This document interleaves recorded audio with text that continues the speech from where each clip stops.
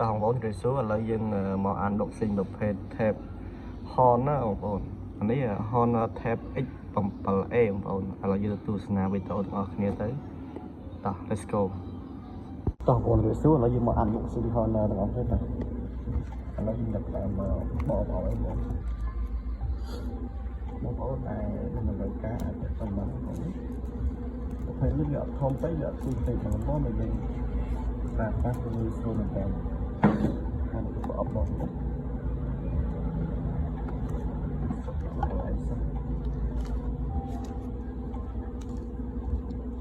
អូនឥឡូវយើងទៅមើលខាងសាច់វិញបងប្អូនអូខេ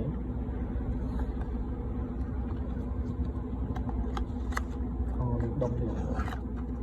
សាច់អូខេ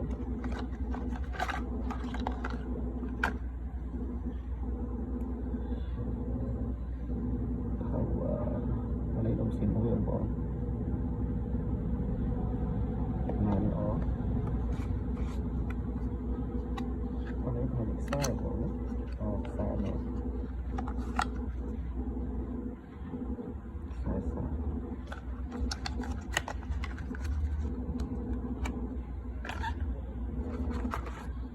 ចូលចាក់សៀន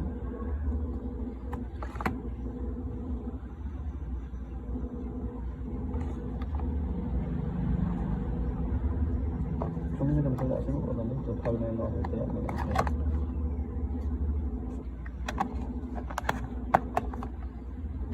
thế lấy những cái nơiตู้sọt này nó thế chọn những phần việc cho mình đã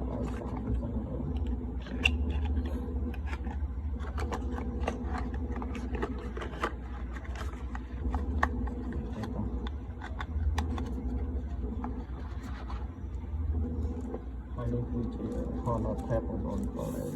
X7A អូឆ្វងឡង